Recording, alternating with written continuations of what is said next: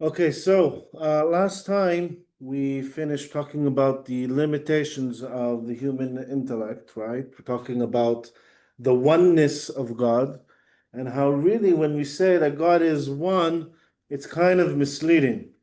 What we're trying to say really is that he's not, there's no multiplicity in God. He's the ultimate simplicity, as in he's not made up of parts, he's not complex, all right?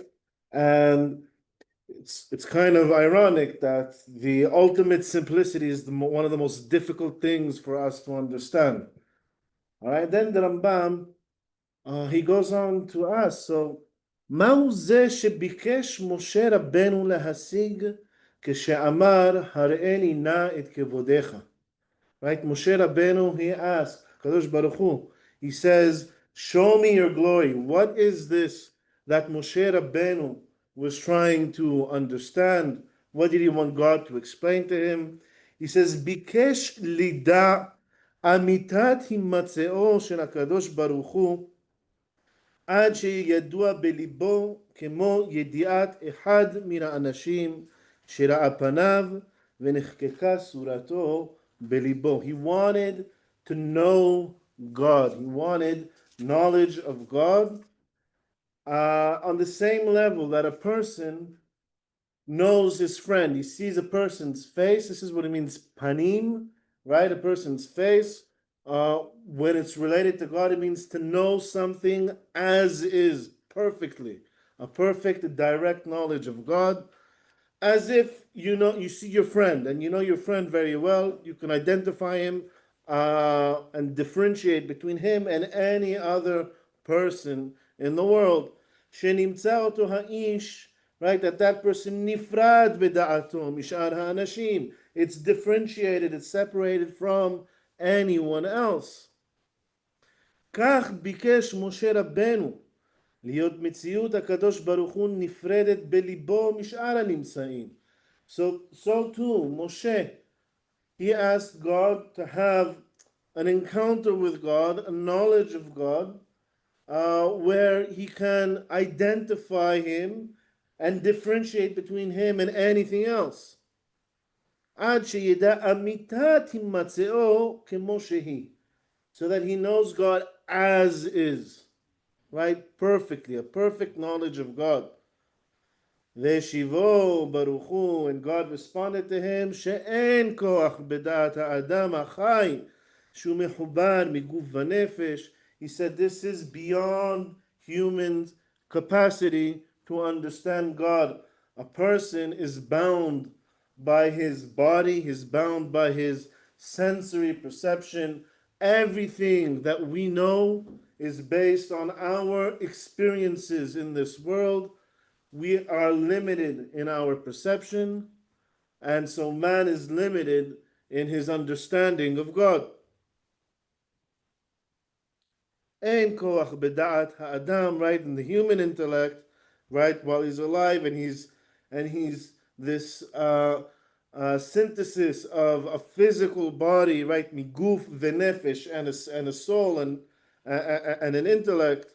Lehasiga amitat davar ze al buryo. He can't understand the full depth of this matter. However, Lehodio baruch hu. However, God didn't leave him empty-handed. Ma shelo yada adam lefanav velo yada leacharav. He did give him a certain knowledge of himself, a deeper knowledge than anyone that preceded Moshe and anyone who will ever come after Moshe. Ad shehesig me'amitat himatzeo, davar shenifrad HaKadosh Baruch Hu b'da'ato mishar hanimsa'im, right? And he instructed him, ad shehesig me'amitat himatzeo. He was able to understand some of the truth of God, some of this knowledge of God, to a point where he's able to identify him. He knows he has this acquaintance of God that is similar to, we'll call it an indirect knowledge of God, as if someone who you see from afar, you can assess certain things. You could understand or deduce certain things about a person based on his body language, based on the way he walks. Sometimes you see someone from very far. You can't see exactly who it is, right? But you tell by the way he walks. This is my friend Shlomo, right? He has this certain walk about him, right? Right, that he saw him from behind or saw him from afar. And he was able to identify him, right, based on his body language, based on maybe his body shape, because he's far away, and he's able to identify him. And regarding this, רמז הכתוב ואמר, ראית את אחוריי ופניי לא יראו. And this is the meaning of the verse when God says to Moshe, you shall see my behind, my backside, but my face you cannot see, you shall not see. וראית את אחוריי ופניי לא יראו. So what is this direct knowledge of God, this indirect knowledge of God? Right? This is taking place on Har Sinai. Right? Moshe goes up, he says, Hodi'eni nai derachecha, right? Explain to me your ways. Right? This is after the people sinned at the golden calf. And Moshe Rabbeinu wants to understand how to lead the people. He wants to have this perfect knowledge of God, which is impossible. He says, Hode'eni nai derachecha. And then he says also, Hare'eni nai kevodecha. Show me your glory. And God says to him, you can't see me directly, right? V'ra'ita et achorai ufanai lo yira'u. But he does tell him something. What does he answer him? He says, Va'ani a'avir kol tuvi al panecha. I am going to pass before you all my greatness, all my good stuff. What's it called tuvi? What is tuvi? What is he talking about? He says, V'karati b'shem Hashem. And he says, and I'm also going to say the name of God. And he also gives them over there the 13 midot of mercy. All right, so 13 midot of mercy, that's for Hode'eni nai derachecha, show me your ways. He says, Va'ani avir kol tuvi al panecha. Right, the Midrash explains what is called tuvi.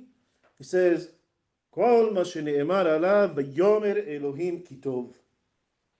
Everything that God said about it, right, God said, and this is good. What was that? The creation. It says, we as humans, the only tools we have is our senses, is our interaction with this world. It says the only knowledge we can acquire about God is indirect knowledge, meaning study the world, understand the world around you. That's the closest you can get. That's the equivalent of God's body language. He says, how do I manage this world? How do I provide for everything in this world? How is this world constructed? He says, the more you understand that, the more you'll understand me.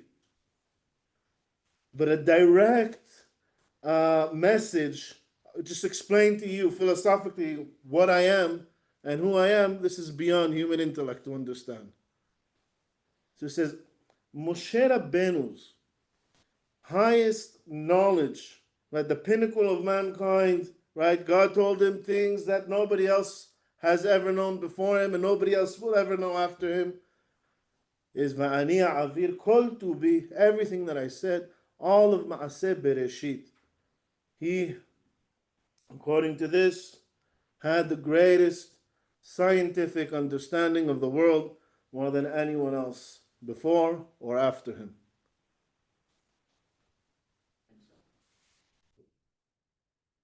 That's v'ra'ita et ahorai ufanai lo yira'u. You see me from behind, indirect knowledge of God. וכיוון שנתברר שאינו גוף וגבייה, התברר שלא יארע לו אחד ממאורות הגופות. Once we understand that God is not in any physical form himself, we can understand that uh, any attribute or anything that's associated with physical form is irrelevant regarding God, right? No hibur velo pirud, right? No constructing together, no putting together, adding together, and no taking apart. Lo makom velo midah, no space, no size, no aliyah, no yerida, no up and no down, no yamin velo small, no left and right, lo panim velo achor, no front and no back. So even if it says verayit et achorai ufanai lo yirahu, that's just a metaphor. ולא ישיבה ולא עמידה, no sitting and no standing, ואינו מצוי בזמן, עד שיהיה לו ראשית ואחרית ומניין שנים. And you can't try to describe God in temporal terms, in time. He has no beginning, he has no end. ואינו משתנה, and he doesn't change, he is constant. שאין דבר שיגרום לו שינוי. Nothing can cause him to change. If he needs to change, it means that he had some sort of imperfection that now he's being updated, or change is recording one state in time into another state in time. That's change. It's over time. And if he's not within time, then he doesn't change. He's constant. ואין לו מוות ולא חיים כחיי הגוף החי. Says, and he has no death, okay, and he has no life as a living being that we know. His life is categorically different than what we consider life. ולא סכלות ולא חוכמה כחוכמת האיש החכם, right? And he has no ignorance and he has no wisdom like the wisdom of a human being. What's the difference, the categorical difference between God's knowledge and man's knowledge, or God's life and man's life? About experiences and he already knows everything. It's acquired. Our knowledge is exactly what you said. Our knowledge is an acquired knowledge. You need to study your surroundings to acquire knowledge. Our life is also an acquired knowledge. God's knowledge and God's life is essential to his being. His being is life. His being is knowledge. And if you go back to last week's class, when we're talking about the unity of God, there is no multiplicity in God, meaning God doesn't have life and he doesn't have knowledge. God is. That means really life and knowledge is the same thing relative to God. It's only us who experience it as two different things. Velo shena, velo hakitza, right? He doesn't sleep and he doesn't wake up. Velo ka'as, velo schok. God isn't angry. God doesn't laugh. Right? All these things where you say you're going to make God angry, these are all just metaphors. Velo simcha, velo azvut, no happiness, no sadness, velo shtika, velo dibur ke dibur bnei adam. Right? He doesn't have silence and he doesn't have speech like the speech of humans. Meaning even God's speech is something that's categorically different. Can anyone tell me what is God's speech? How is it different? I'll give you a hint. It's just like the other two things we said. But we'll get more into that on our classes on prophecy. וכך אמרו חכמים, and this is what the Hachamim said, En למעלה, this is up there, metaphorically up there, En למעלה, לא ישיבה, ולא עמידה, ולא עורף, ולא איפוי. Right? There's no sitting, there's no standing, there's no up, and there's no down. והואיל והדבר כן הוא, and since this is the case, כל הדברים הללו וכיוצא בהן שנאמרו בתורה ובבדרי הנביאים, הכל משל ומליצה, all these terms that are used in the Tanakh, it's all metaphors, and they're all metaphors for sometimes very specific things, right? And understanding the depth, the Sitrei Torah is understanding how these metaphors are used in each case. Reanalyzing the Pisukim, the verses, once you understand the language of the prophets, the language of the Torah on a deeper level.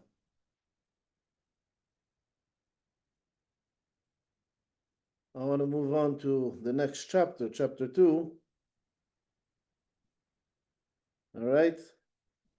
This was more like an introduction to chapter 2.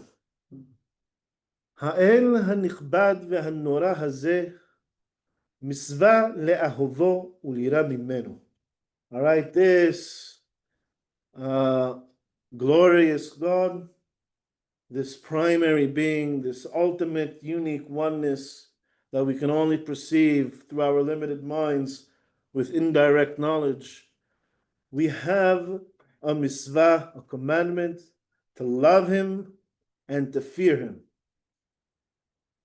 Fear would be more, there's two types of yira'ah.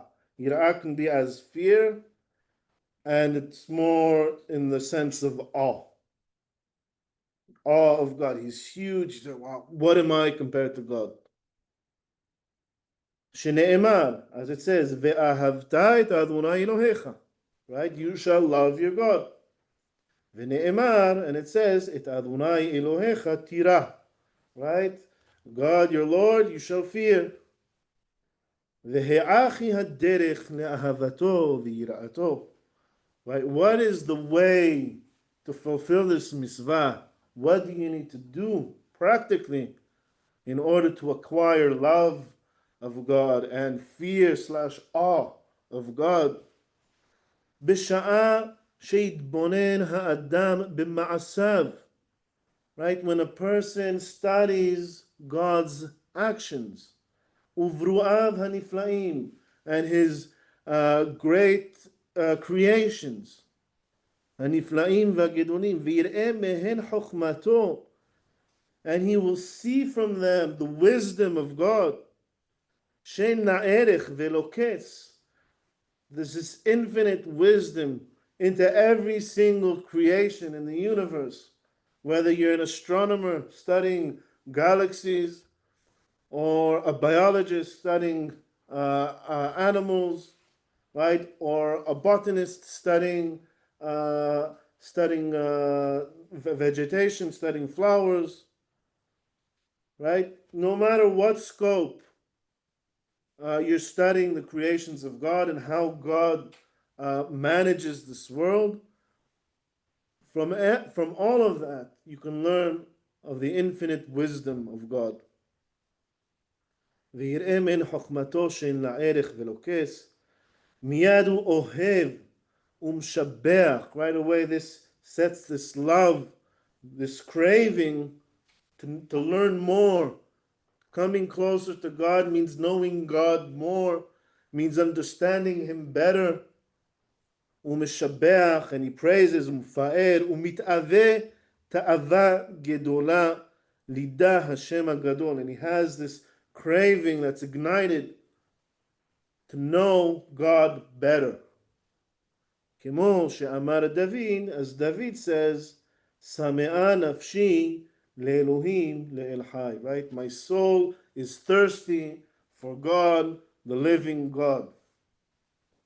וכשמחשב בדברים האלו עצמן, right? And after you observe, right? You meditate on it, you think about what you've studied, מיד הוא נרתע לאחוריו, right? Then he takes a step back and he realizes וירא ויפחד, right? To have this fear of this grand scale of God's infinite wisdom.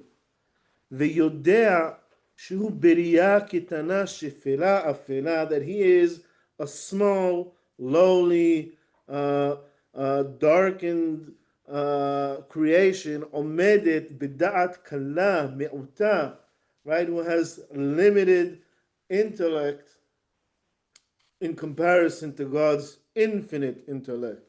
Lifnei temim de'ot. Temim means the wholeness of God's understanding and wisdom and intellect. Kmo she'amar David, as David says, Ki ereh shamecha, ma'aseh etzbe'otecha, right? I'll observe the skies as I look up to the skies, the work of your fingers, right? Not even your whole hand, just your fingers, right? Ma enosh ki tizkerenu. How I remember, this is a humbling experience for me, how lowly human I am. All right. Now I once had an argument, a debate with someone. He says, "No, you don't need to study the world. You don't need to learn any science." Right? I said, "How do you explain this halakha? How do you reach love of God if not through understanding it more?" And he says, "Okay, so you look at a sunset. It's beautiful. It's a beautiful sunset, right? That should be enough to inspire you." So you look at a rainbow, right? A beautiful rainbow. That should be enough to inspire you. I said, but that's not what he says. He says, Shidbonen. Many people think Lidbonen is just to observe. And Hidbonen comes from the word bina, to understand. Lehavi, to understand something. You observe something with the objective of trying to understand it. And this is why I want to move into the video. Show you how, without really understanding something, even something as simple as a rainbow, you can't really appreciate and enjoy it. Not only that, but you won't even see a lot of the things. Let's see, what is it?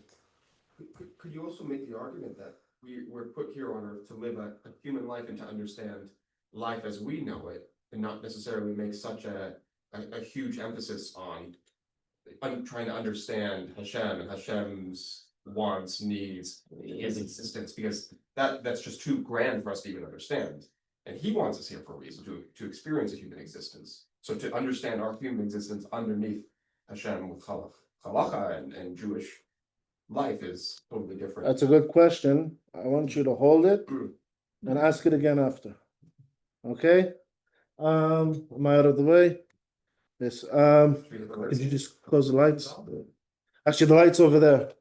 The one over there. This one's already closed. Inside or outside? Outside, yeah.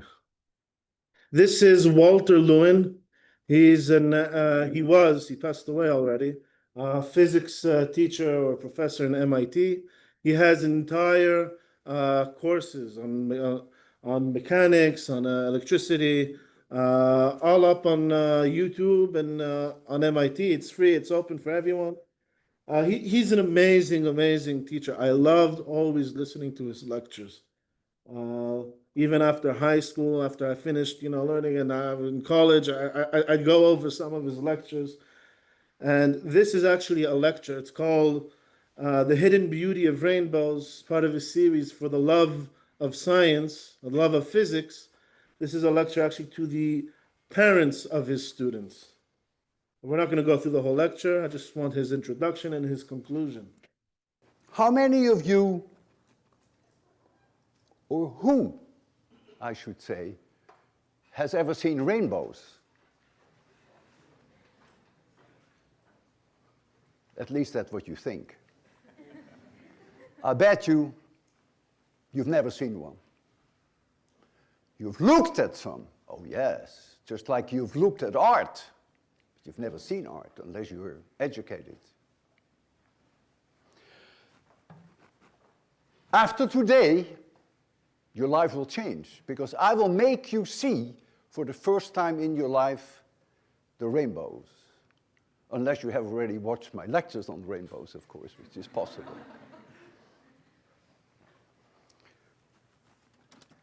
Answer these 6 questions. We can see how well you know rainbows. The first question is, what is the radius of a rainbow? And what I mean by that is the following. A rainbow is a circle, right? Something like this. So somewhere, perhaps below the horizon, is the center of that circle. And so the question now is, what is this radius in degrees? Or is it not always the same? Then comes the issue of the color sequence. If you see a rainbow, is the red always on the inside or always on the outside? Or does that depend on the time of the day of the week? Have you ever noticed that there is an enormous difference in the brightness of the sky between here and there? And if so, where is it bright and where is it dark? Have you ever noticed a second bow? And if you have noticed it, where do you look for the second bow?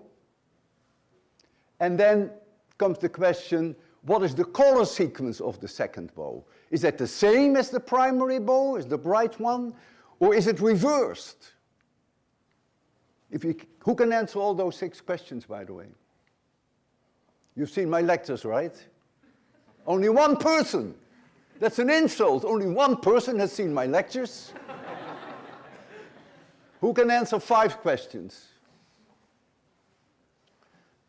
You can't answer 6. 5, you can. Yes. 4, 3, 2. Who can only answer 1 question? I won't embarrass the rest of you. 0, right? Who can answer all 6 questions? I didn't even know it was a circle. There you go. Certainly not 6 then. Who could answer 4 questions? Who can answer any of those questions? I remember. Hmm? Remember it's a question, yeah. So he gives a whole lecture here on the physics of a rainbow, which I shared. Yeah, he goes through all the answers. He explains exactly how it works and why it works like that. I shared the link for anyone who wants to watch it. It's on the group. I really recommend watching it. But that's the idea, though. For instance, you know what? I'll show you this picture here. Has anyone here actually ever seen or realized that there's a secondary bow? Double rainbow. Hmm? Double rainbow. Double rainbow. So sometimes you could even see, if it's strong enough, you could even see a third rainbow. Now, what you see in this picture is, first of all, you see the sky is much brighter under the rainbow. It's much darker above the rainbow. Of course, it gets lighter again after the secondary rainbow, right? So you have this dark band in between the 2 rainbows. The color sequence in the second rainbow is reversed, is backwards from the first rainbow.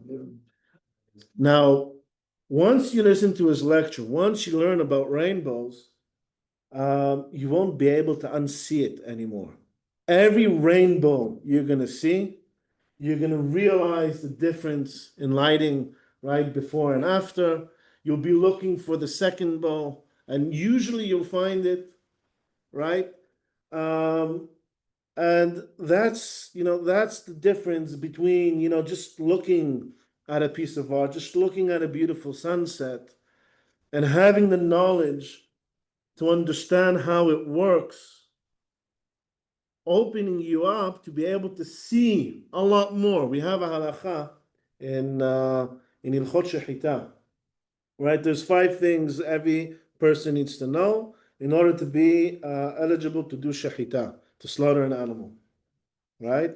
And you say, so there's a question: if a person comes and slaughters an animal, and he didn't know these 5 things, but then you tell him these are the 5 things, and he says, "Oh, I didn't do any of those things." It's like when I did the shechita, I didn't cover it. I didn't go above where you're supposed to, or go below where you're supposed to. So, is it fine? And I say, no, it's not. It says, Kal milta de la ramya ale de inish lava da'ate. It says anything that a person isn't aware of, he's not conscious of, he can't be aware of it. Meaning, when he did the shechita, if he didn't know that there's these 5 things that he needs to watch out for, even if afterwards he tries to recreate what he did and say, oh, I didn't do any of those things, he says, well, it wasn't in his mind to begin with, so you can't have known if he did it or not. He says, only when you're conscious of something are you able to really see all the details. Right? If you're looking at a rainbow and you're not aware of everything that's going on there, there's a lot of things that you won't see. And in the rest of this chapter, he starts going into the basics of Ma'aseh Merkava, the structure of the universe of the metaphysical world. Right? So let's do that a little bit quickly. It's like the whole things in life that you stay on the superficial stuff, but you don't go deeper. Sorry? It's like to almost our normal life, most of the people, we stay like in the superficial stuff, but Right. we don't go deeper. Right. Right. If you look at a piece of art and you have no education, that's what he was saying before, you have no art education, you're going to see it very superficially. If you don't mind saving us the research, where's the other half of the rainbow? Where is it? It continues. It's beyond your. Is somebody It's- seeing it elsewhere? If they're further down the horizon, they'll see. Yeah, seeing it the other way. Yeah. So this kind of answers my question. It's sort of we shouldn't be focused on trying to understand Hashem. We should be focused on understanding Torah and oral Torah, and through those things, physical in our life, we can better understand Hashem. It's there's 2 books that God wrote. Hmm. There's the Torah, which is the book of laws, and there's a lot of psychology in there too. There's a lot of things in there, right? And there's also the book of science, the world. The world itself is a book. And some people, they like to say, everything is included in the Torah. It's enough that you study Torah and you'll understand everything about the world. And I say, yeah, show me what books on science these people ever wrote, right? Explain to me one phenomenon, and there's none, right? Someone who studies both can see the wisdom in the Torah, right? Because the external, we'll call it external wisdom, the secular wisdom, which I completely reject that differentiation between secular wisdom and sacred wisdom, right? When you study sciences and you study psychology, you study biology, all of a sudden you'll get much deeper insight in the Pesukim when you study the Perashah, when you study the Tanakh, right? And that insight, right, will generate its own understandings in the Torah that when you study science, it'll also help you develop more insight into science. For instance, one of my teachers in yeshiva in Haifa, the Rosh Yeshiva, he was also the head of the math faculty in the Technion. One of his students, both in the Technion and in the yeshiva, did his doctorate in quantum mechanics, addressing an issue through the Guide for the Perplexed, which was written 900 years ago. Says both those disciplines helped him answer mysterious questions both in Torah and in science. And what the Rambam was saying before, he says the best way to fully understand God, right, this is before he gave us the Torah, right, is to know all of God's creations as much as possible. He says loving God from a superficial look at a rainbow or a sunset is like falling in love at first sight. fall in love with a woman just because she's beautiful, right? Without getting to know her. Only after talking, we say, one of my shahet teacher, right? My teacher taught me shahita. He used to always say, because it was around the time when I was dating at the time, he says, this is the way you should date. He says, Yoshevet baganim haverim, right? You sit out in the parks, haverim, like friends, makshivim nekolech hashmiini, just let me hear your voice. He says, and if you don't like it, berach hadodi, he said, run away. It's all from Psukim from Shir HaShirim. He says, real love, and this applies to people, this applies to God, this applies to your spouse, right, is grounded on an intimate knowledge of that person, of your spouse, of God. And at the end of this book, Sefer Hamada, with the Silchot Teshuvah, he says, Al pi hadde'ah hiya ahava. He says, in accordance to your knowledge is your love. He's talking about specific about the love for God. Im me'at me'at, v'im harbe harbe. If you have a little bit of knowledge, then you have a little bit of love for God. If you have a lot of knowledge, then you have a lot of love for God. Im me'at me'at, v'im harbe harbe. And we'll address this whole metaphysical structure of the world maybe in our next class. But for now, I'd like to finish with Walter Lewin again. And then we'll go to questions. Next time you see a rainbow, you will look at it very differently. You will check that the red is on the outside of the primary bow, and you will search for the secondary bow, which is about 10 degrees higher in the sky.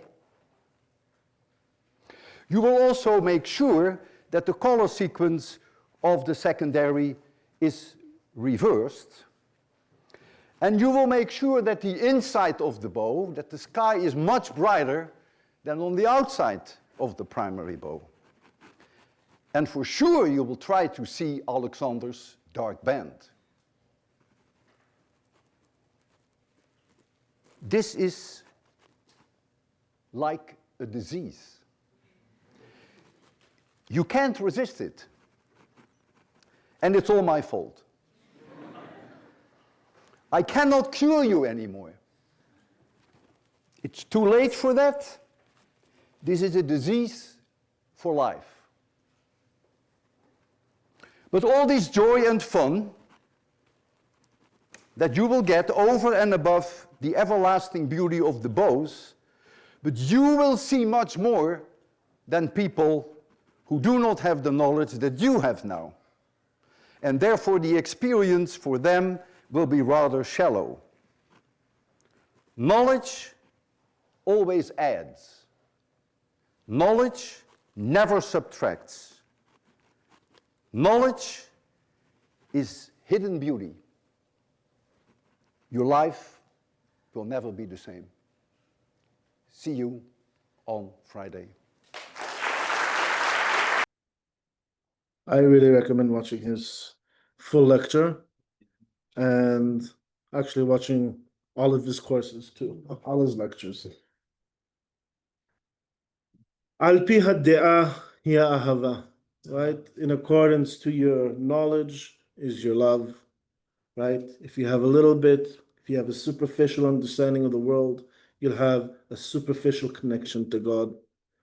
If you have a deeper understanding of the world, a more profound one, you'll have a much more profound connection with God. And this is the mitzvah of ahavat Hashem and yira'at Hashem, right? As you acquire more knowledge. And by the way, we said knowledge, basically the love of God. What is the love of God? What is God's love? God's love, you say, God is one. There's one thing God is projecting out there to the world. We, maybe like a prism and a rainbow, we experience it as different colors, right? But if it's all one thing, God's voice, God's knowledge, God's life, God's love, all that is really one thing. So the more knowledge of God you acquire, is the more love of God you experience, not just feel, but you experience the love and providence of God. But it's also more life. You're living life on a deeper and more profound level than someone else who doesn't try to acquire this more profound understanding.